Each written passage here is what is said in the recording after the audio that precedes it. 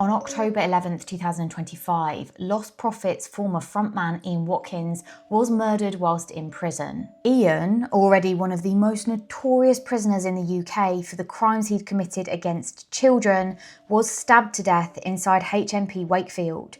Two men, Rashid Gedel, 25, and Samuel Dodsworth, 43, have been charged with his murder, and two others, aged 23 and 39, were arrested on suspicion of conspiracy to commit murder. The trial for this case is scheduled for May 2026, so it won't be until then that we're able to understand the full happenings of that fateful day in prison in Wakefield. I actually have covered part of this story before.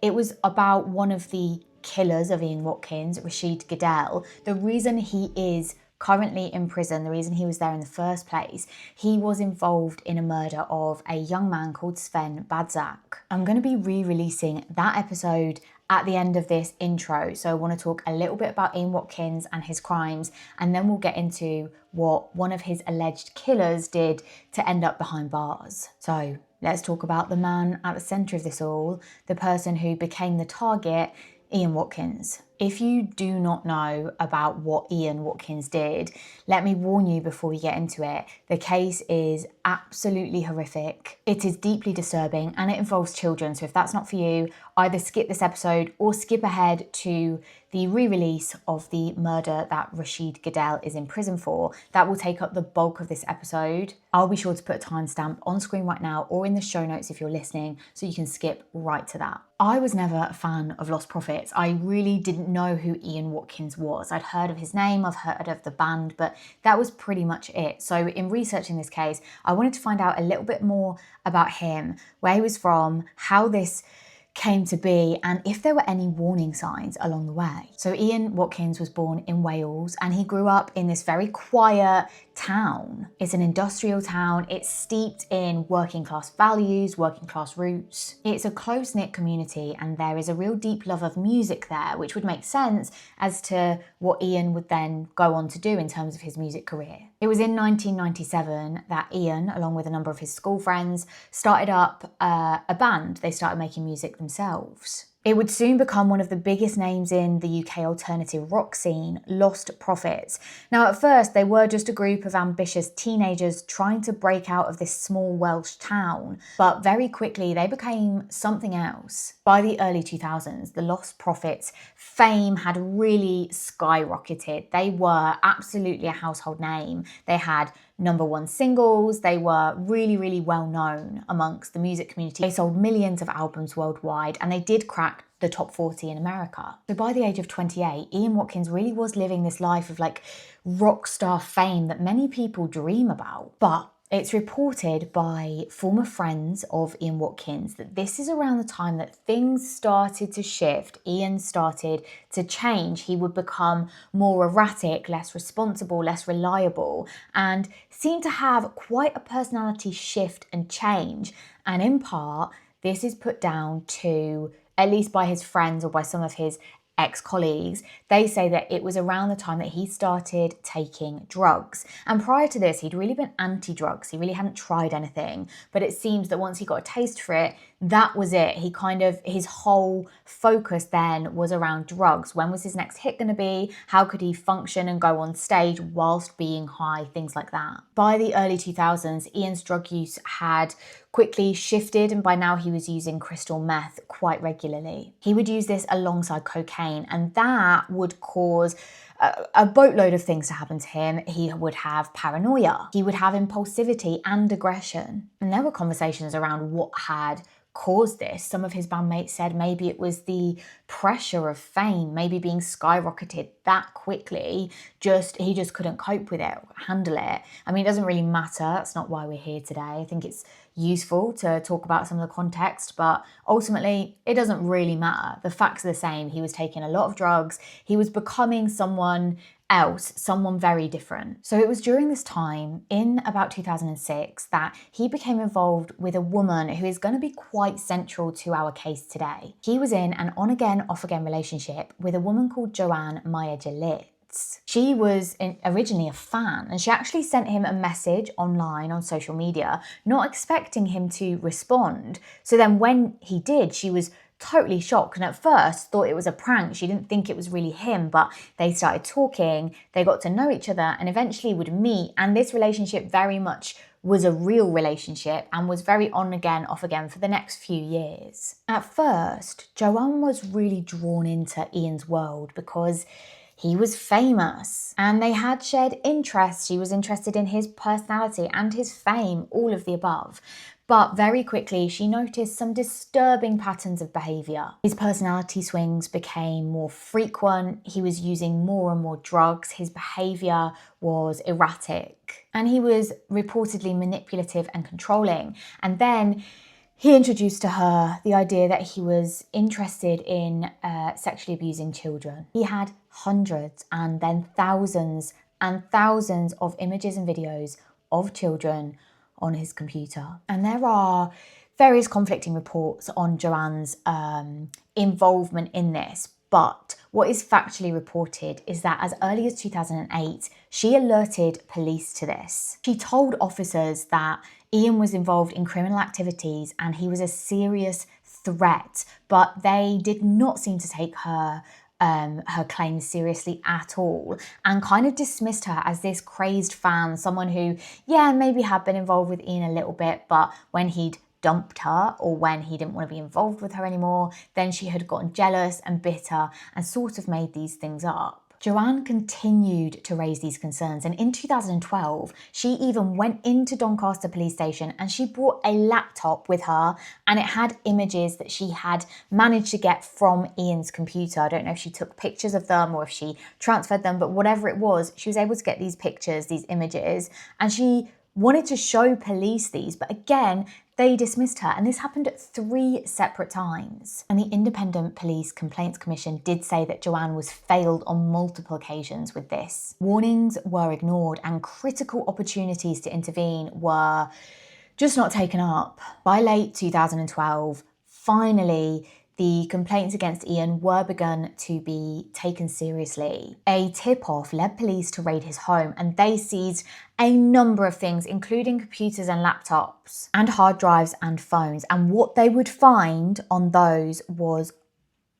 the most shocking and disturbing thing that a lot of those officers had ever come across. Throughout the whole time Ian was in prison and awaiting trial, it seems he really believed that he was going to get off scot-free. He was too famous for anything to affect him, and he had this delusion that kind of didn't matter what they'd found. He was Ian Watkins and he was going to be fine. Ian was taken into custody alongside 2 female associates, women who had been involved in Ian's personal life and later were his co-defendants, and there are details on that involving their own children, which you can find online, but I'm not going to include it here because, to be quite honest, I don't think that it's necessary and I wouldn't advise you read about it. And initially, Ian denied all charges against him, but this changed, I think, as more evidence came to light. By December 2013, he had decided that there was no way out of here, and so he changed his plea to guilty. He admitted to a series of serious sexual offences against children,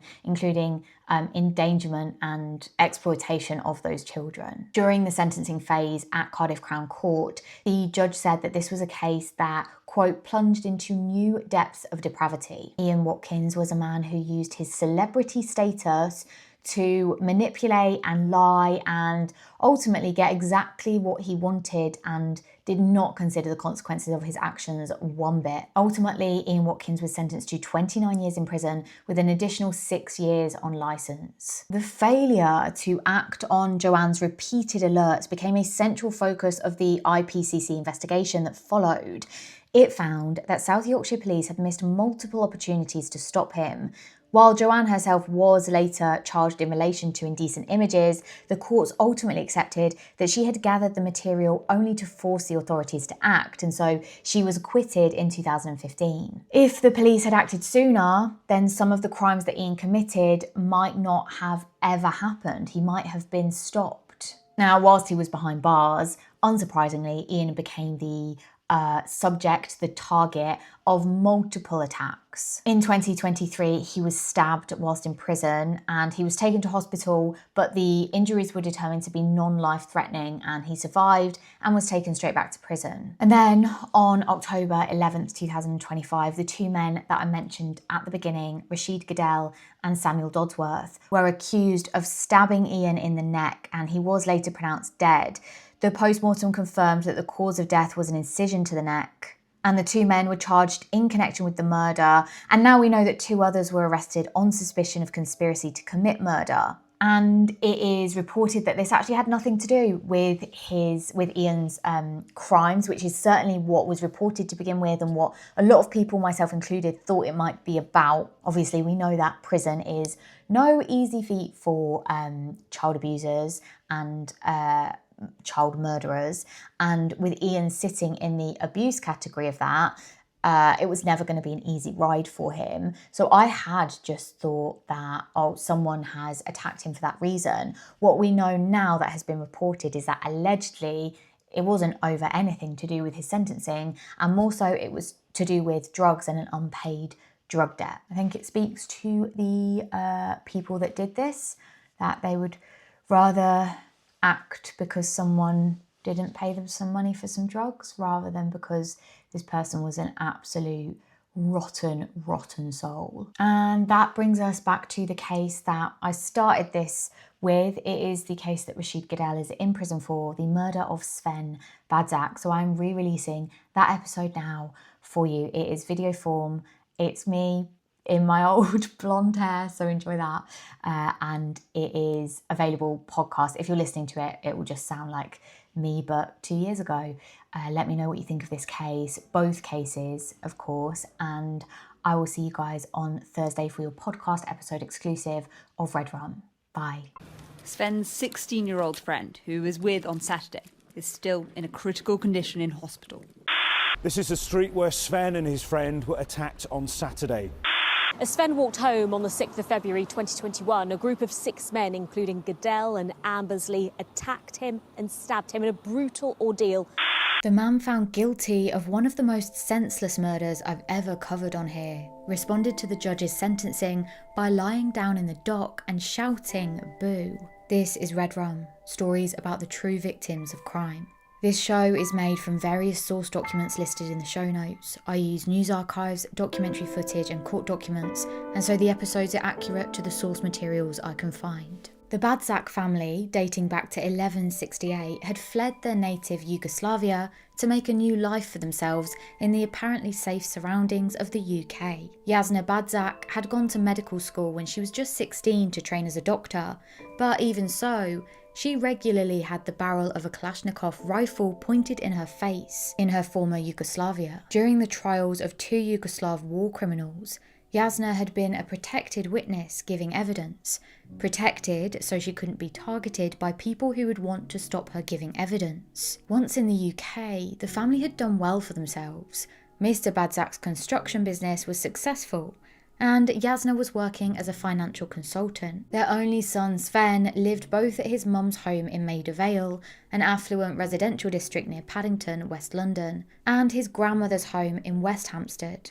Jasna sent Sven to be educated at Wetherby, the same private school that both Prince William and Prince Harry went to, before Sven went on to Roehampton University, where he got a degree in sociology. Sven was considered to be a good-looking teenager and was headhunted by modelling agencies, but he gave up this work because he found it, quote, very superficial. Instead, Sven wanted to become a lawyer to be able to use his high intellect and eloquent multilingual communication skills. Jasna later described Sven as polite but persuasive, and that he could flip any argument you made.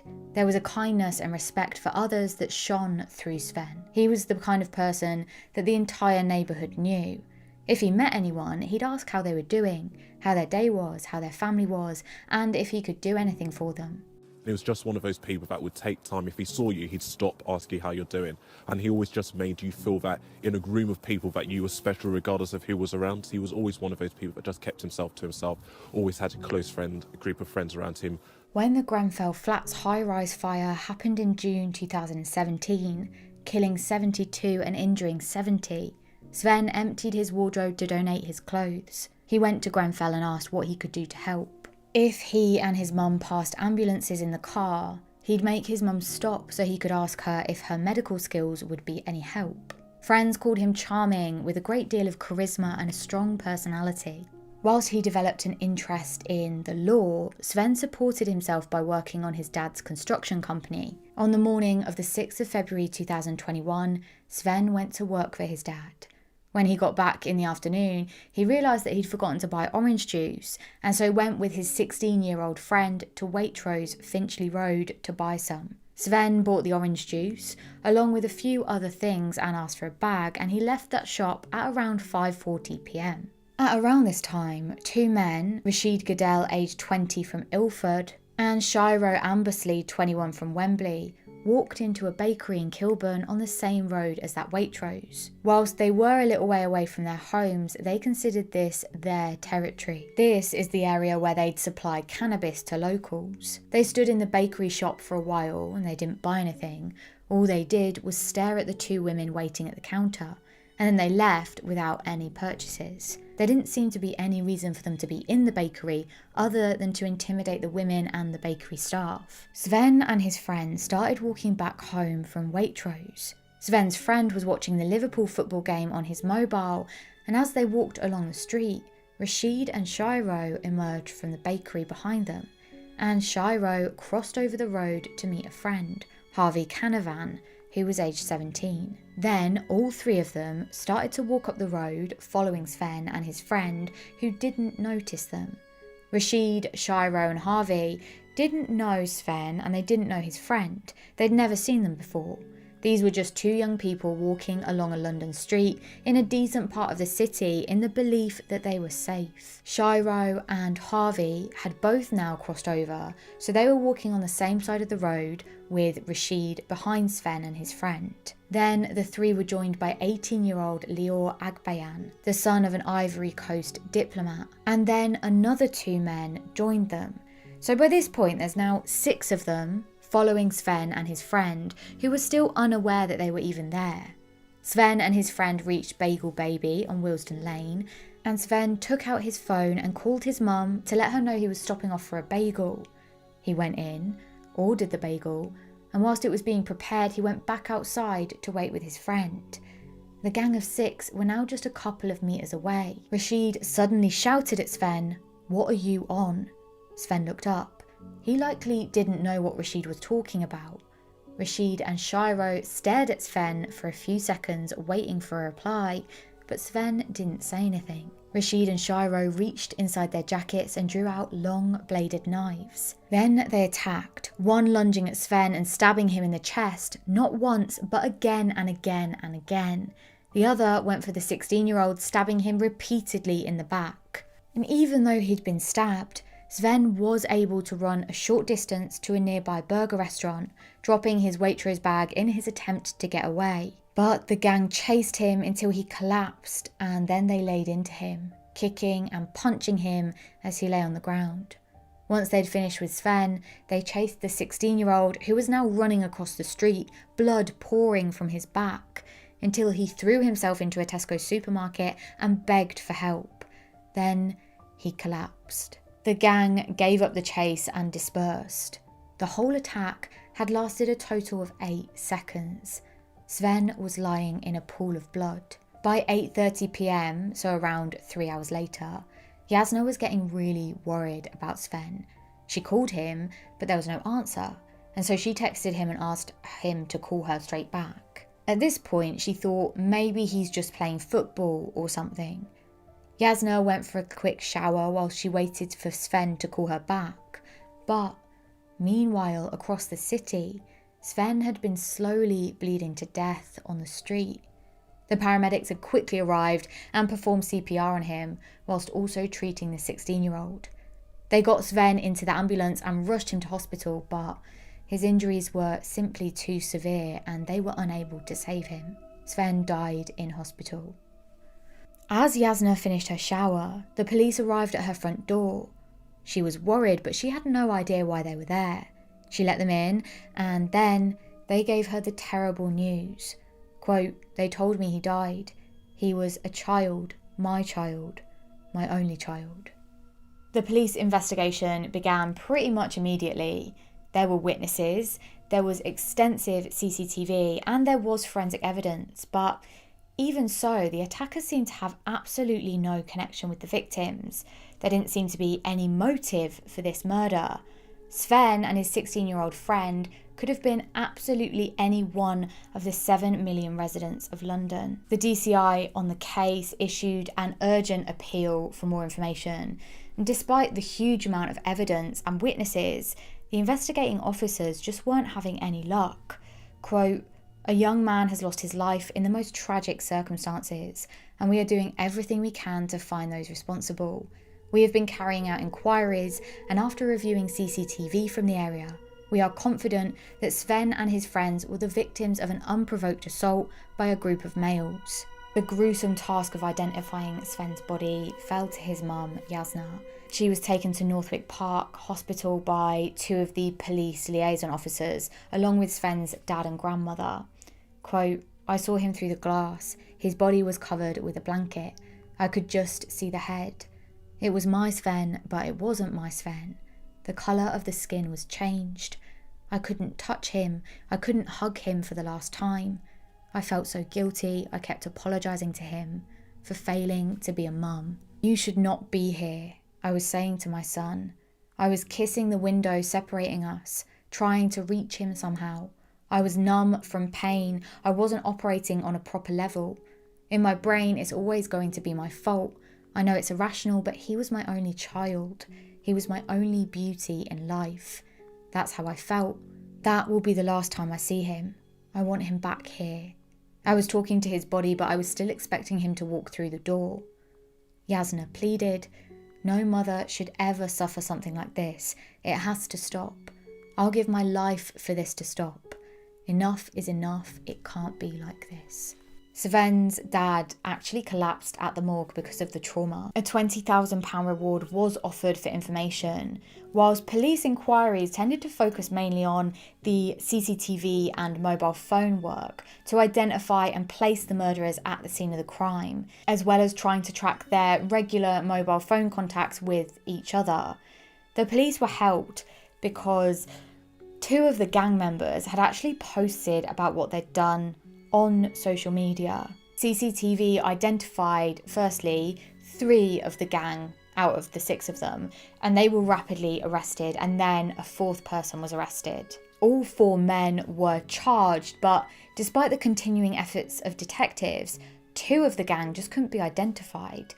Police worked on, and they were trying to identify this 5th and 6th attacker, but they just didn't have any success. And so after that, they released even more images of these 2 to the public to hope for their help. But time continued going on, and DCI Mark Rogers later said, quote, "More than a year has passed since this horrific incident that took a man from his family, and our investigation remains ongoing. Sven's family deserve justice, and we will not rest until we identify those responsible and bring them all before the courts." On the 7th of June 2023, after delays caused by COVID and court strikes, the 3 of the 4 men went on trial at Old Bailey. Rashid Gedel, now 21, Shiro Ambersley, now 22, and Harvey Canavan, who is now 18. They were all from different areas of London, and they were charged with murder, attempted murder, and an alternative charge of wounding with intent. And they, of course, denied their guilt. The 3 men had spent 16 months in custody ahead of their scheduled 4-week trial. The 4th identified suspect, Layor Agbayan, actually couldn't be tried because he had fled the country before the trial date was set. But back to the ongoing trial, the prosecution opened their case by explaining that the 2 victims had been just simply walking along Willesden Lane when they were subjected to what appeared to have been a gang-style attack.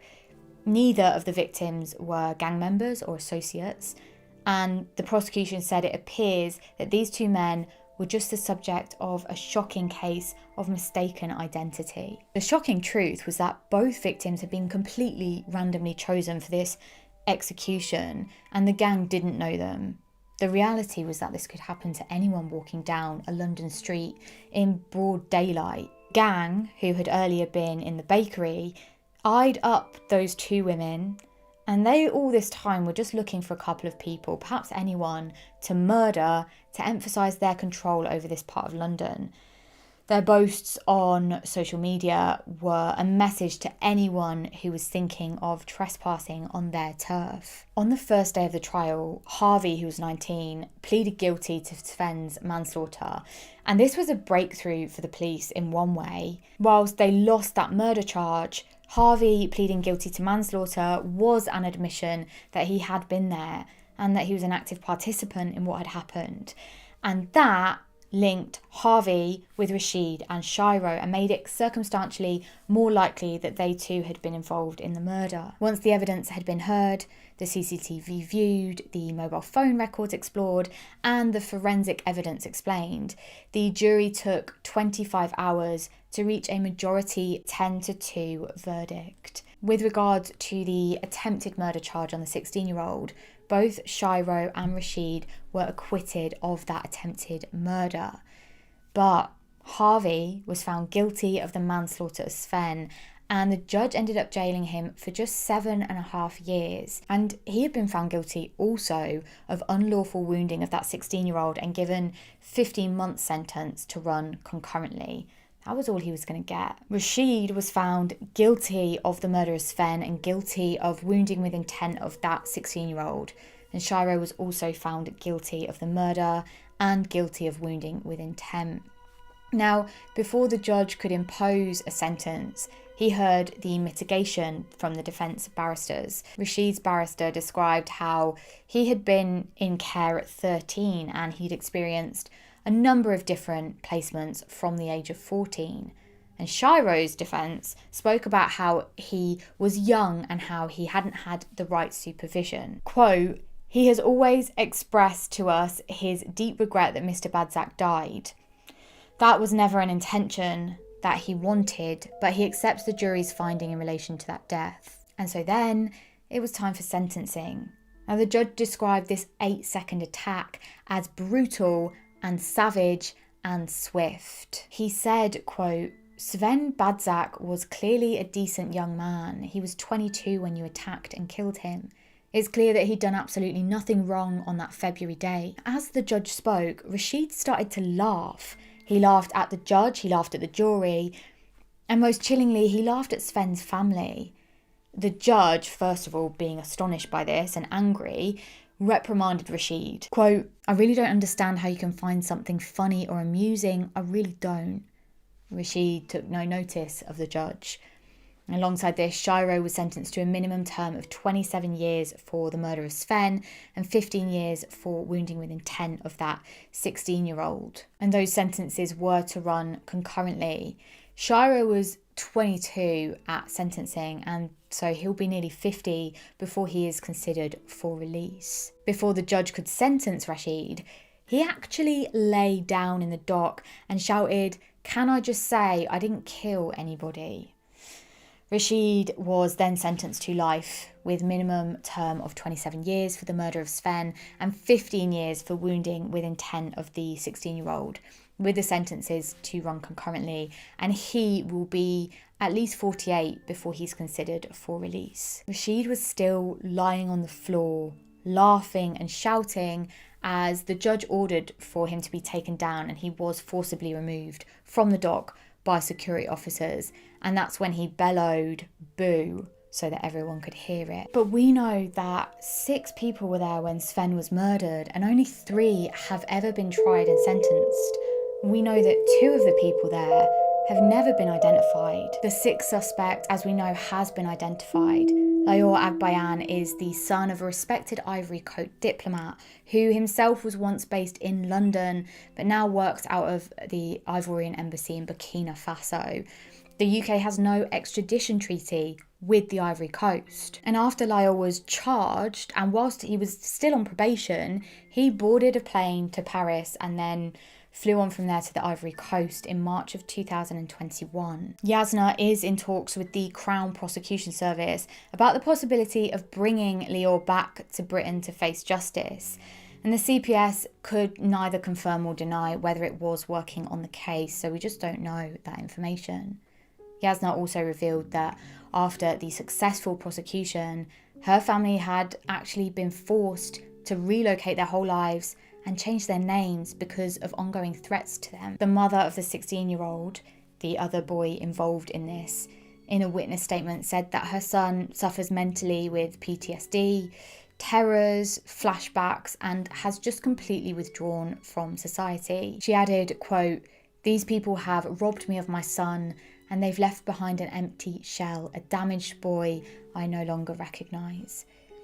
I think it's clear from what we heard about them from the trials that none of the people convicted showed any kind of remorse for their actions. And Rashid even boasted about the murder on his social media. It's clear the group went out that night with the intent to cause serious violence and most probably to kill someone. This is an ongoing case. If you have any information that could help lead to the discovery of the other two people involved, please do contact your local police or contact Crime Stoppers anonymously on 0800 555 111. Thank you. Thank you for joining me for this episode of Red Rum. Many thanks to our wonderful guest writer for their help on this episode. They are honestly phenomenal at finding the lesser known cases, and this one being one that is incredibly important and is ongoing right now. And they do that with very little resource and are able to make a full episode, so thank you. Please do click the subscribe button if you want to see regular content. I release once a week, but most of the time it's twice a week. A bit of a side note here, I am a big horror film fan. I think researching true crime is way scarier than anything fictional I could watch. So I went to see Saw X the other day and I bloody loved it. I then went on to watch the entire back catalogue of all 9 Saw films. Some of them are really bad, but I do think that the first one is brilliant.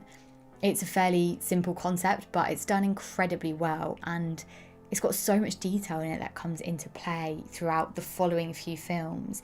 I'd say they're up there with my favourite franchise, although I'm not sure that anything really would ever overtake Scream for me. I wanted to know, what's your favourite scary movie? Let me know in the comments down below. I'm always also looking for recommendations, and I'd love to see new ones, so yeah, let me know. Anyway, other than that, I'll see you next week for another episode of Red Rum. Bye.